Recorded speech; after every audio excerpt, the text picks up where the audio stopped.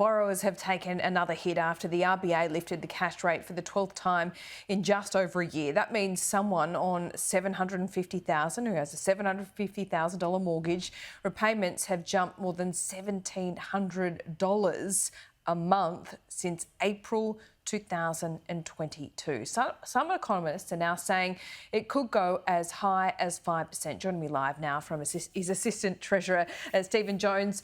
So good to see you, Stephen. First of all, I feel like this rate rise this week has really tipped people over the edge. There's a bit of anger out there. There's a lot of worry as well. Can you explain the logic behind these 12 rate rise decisions? It is only hitting about a third of the economy, and those with money still keep on spending. So is it really working? Because it doesn't seem to be. Yeah, look, the Reserve Bank's mandate is to both maintain employment and manage inflation within its target rate. It's got very few levers to deal with that, interest rates being the principal lever. It believes that inflation is not coming down fast enough, and that's what's behind the latest interest rate rise. Of course, we're concerned about the impact that this has on households and small businesses. In your intro, you went through some of the data. We're getting it through our office, and we're getting it on the street. We're hearing it from constituents. We know that people are doing it tough. It's for the Reserve Bank to explain its policy. The government's doing what we can to ensure that we don't add to the inflation problem and provide some targeted relief to households where we can. Yeah. Does there need to be a rethink of how we manage monetary policy in this country? I mean, Stephen Conroy has had a massive crack at the RBA governor and the RBA, essentially saying that they're using 1980s levers in a 2023 economy. Is there scope to do something different? Look, for our job, again, I don't think anyone is suggesting we go back to the 1960s and 70s where you had the Treasurer and the Treasury Secretary convening on a monthly basis and determining what the interest rate would be. I don't think that's helpful. I don't think that's good economic policy, and nobody's suggesting that we go back there. But I think by the same token, it's also true to say that we're facing very different circumstances now to where we were in the mid-70s and 80s, different wage setting structures. Our economy is much more exposed to the forces of the global economy, and indeed that's where a lot of the inflationary pressures are coming from. They're arising out of the war in Ukraine. They're coming out of busted supply chains as a result of the COVID pandemic. So very different set of circumstances to those we were facing in the 1980s. And for most households, they haven't seen it. If we look at what's driving inflation, though, Stephen Jones, it is food, fuel, energy.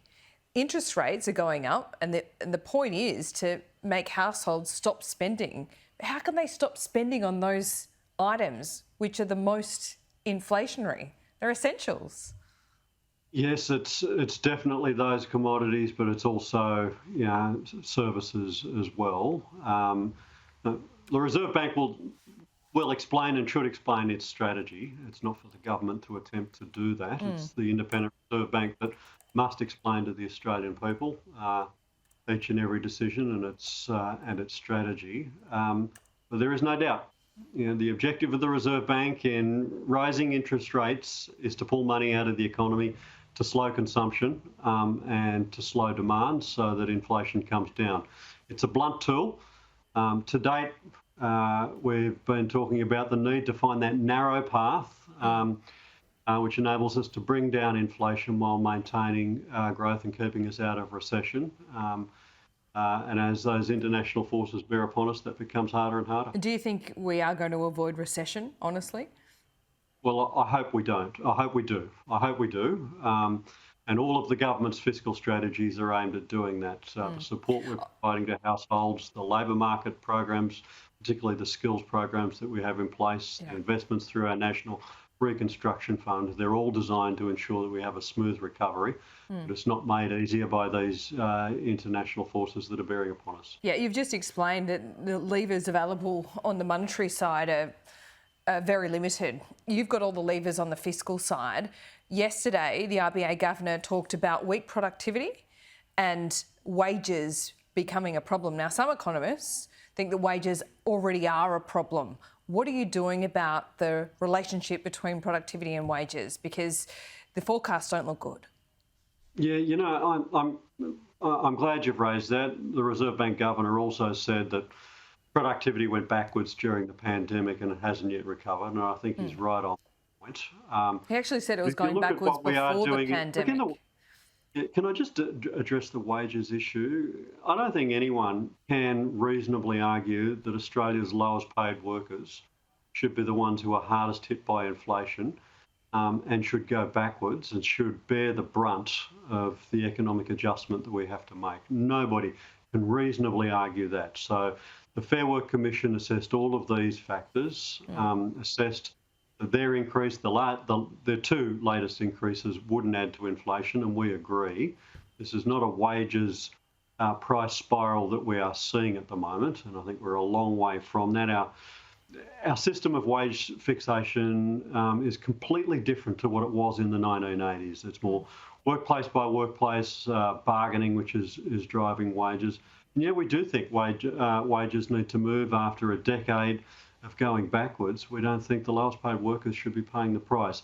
Productivity, yes, we've got to get it moving. Just on the wages, just quickly before you move on to productivity, you're right, and the RBA governor backed you up on that yesterday, but he said if it washes through the economy, which often it does, that it becomes a problem. And the lowest paid workers absolutely get a wage rise. They need it to keep up with inflation. But if everyone expects a wage rise, that's when it becomes a problem. What do you say to people? Do you say this morning that, I'm sorry, not everyone can get a pay rise here, only the lowest paid? Look, we're looking at sector by sector, and there are different circumstances. And I know you might easily say, let me give you a couple of examples. We backed a wage increase and a significant wage increase for aged care workers, and it was based on pay equity principles and the fact that for decades they have been systemically underpaid. So that's what explains the 15% wage increase in the area of aged care wages. And if you take that example and look sector by sector, there'll be different sets of circumstances right across the economy. I don't think anyone's going to seriously argue that there's a wages crisis in the legal fraternity. Different wage setting arrangements in corporate lawyers as there are to aged care workers, as there are to people on minimum wages. So we're in a very different set of circumstances to where we were in the 80s, where the Industrial Relations Commission had determined a national wage increase based on CPI increases, and that was that. We're in a very different world to there, which is why we're not concerned about the wage price spiral that seems to be feeding into that narrative. We agree that productivity is a challenge, and we've got to get it moving again. After a decade of woeful productivity increases, we've got to get it moving again. And the answer, we believe, is to invest in skills and training. And importantly, something that often gets missed out here is managerial capacity. Because for the most part, it's not workers at the workplace who are making the decisions that are going to drive productivity. It's the people who are managing and employing and directing. Yeah, that's right. But Stephen, it doesn't seem urgent enough. I mean, it's got to go beyond that, doesn't it? You've got to make it easier for developers to start building homes in Sydney. Transport needs to be upgraded. Perhaps, people working more efficiently. It comes down to AI as well. Is this the number one priority for your government? All of the things you've mentioned matter. In the services economy, it's utilising and maximising the use of data that is going to drive productivity. So the work we're doing around, for example, the consumer data right, which I outlined yesterday, a key part of that. A whole heap of the work that my colleague Ed Husick is doing, including in the area that you've mentioned, AI, will drive that next level of productivity enhancements. But it's going to look different in the healthcare sector or right across the caring economy. to where it will in the manufactured goods sector of the economy. Yeah. Housing, 100%. We've got to remove the sclerotic blocks in the planning and approval process to get housing approvals and building moving again. No doubt about that, improving the planning process is a part of those productivity enhancements. Yeah. We're also going to be building buildings and housing differently in this decade to the way we did in the last couple of decades, much more modularised, much quicker to get a house onto up and built than it has been in the past. So I'm actually optimistic about the medium term. Challenges are in the short term. It sounds like high-rise and smaller apartments that we need to get used to. But I just quickly want to get you on one more thing before I let you go. We heard Jim Chalmers this week talk to the ABA about the future of payments and essentially modernising that. The cheque's going to be phased out. But what about as we increasingly move towards a cashless society? I mean, there's a lot of places that you can only use card in these days. Online is a good example of that. But we're still being charged a fee by the banks to use our own money. Surely we should be looking at this.